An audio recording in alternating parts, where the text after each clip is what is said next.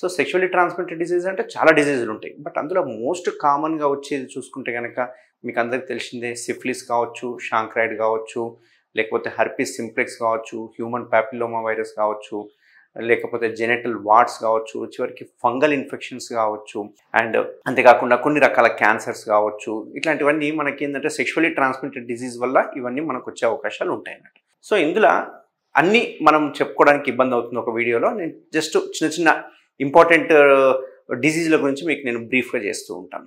So ఈ షాంక్రైడ్ అనుకుంటే కనుక ఈ షాంక్రైడ్ అనేది ఏంటంటే పెయిన్ఫుల్ అల్సర్స్ ఉంటాయి. ఎక్కడ ఉంటాయి అంటే జెనిటల్ ఏరియాలో ఉంటాయి మెయిన్గా. సో జెనిటల్ ఏరియాలో మేల్లో అయితే కనుక అంగం యొక్క చర్మం లోపల ఉండొచ్చు, అంగం చర్మం బయట కూడా ఉండొచ్చు. ఇవి చాలా పెయిన్ఫుల్ అల్సర్స్ ఉంటాయి. ఆ అల్సర్స్ ఫామ్ అయ్యింది అంటే అక్కడ ఒక రకమైన వైటిష్ ఎల్లో కలర్ డిశ్చార్జ్ వస్తుంటుంది. సైజు చూసుకుంటే చిన్న సైజు నుంచి పెద్ద సైజు వరకు ఫామ్ అయ్యే అవకాశాలు అంటే 1 సెంటీమీటర్ కూడా ఫామ్ అయ్యే అవకాశాలు ఉంటాయి. ఒకవేళ ఈ షాంక్రైడ్ వచ్చింది అంటే గజ్జలలో బిల్లలు కూడా వచ్చే అవకాశాలు ఉంటాయి.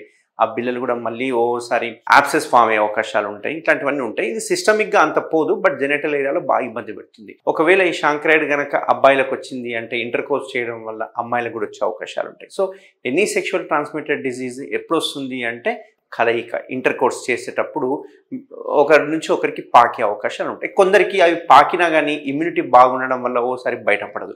వాళ్ళ ఇమ్యూనిటీ తగ్గినప్పుడు అవి బయటపడే అవకాశాలు ఉంటాయి. సో షాంక్రైడ్ అంటే మామూలుగా పెయిన్ఫుల్ అల్సర్స్. మామూలుగా మగవాళ్ళకి చూసుకుంటే కనుక అంగం యొక్క లోపల చర్మం లోపల అండ్ చర్మం బయట ఏదైతే ముందర ఫోర్ స్కిన్ అంటామో ఆ స్కిన్ మీద మనకు అల్సర్స్ వస్తూ ఉంటాయి అన్నట్టు. దీన్నే మనం షాంక్రైడ్ అల్సర్స్ అంటుంటాం. ఒకవేళ సిఫిలిస్ చూసుకుంటే కనుక ఎర్రటి కురుపులు లాగా వస్తూ ఉంటాయి.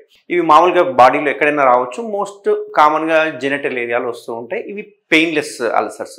ఎప్పుడైతే పెయిన్లెస్ ఉందంటే అది సిఫిలిస్గా మనం చూడాలి. ఒకవేళ పెయిన్ ఉందంటే షాంక్రైడ్గా చూస్తూ ఉంటాం అన్నట్టు. సో సిఫిలిస్ కూడా మ్యూచువల్గా మనకు ఏమంటారు ఇంటర్ కోర్స్ చేసినప్పుడు అబ్బాయిల నుంచి అమ్మాయిలకు వెళ్ళే అవకాశాలు ఉంటాయి అన్నట్టు.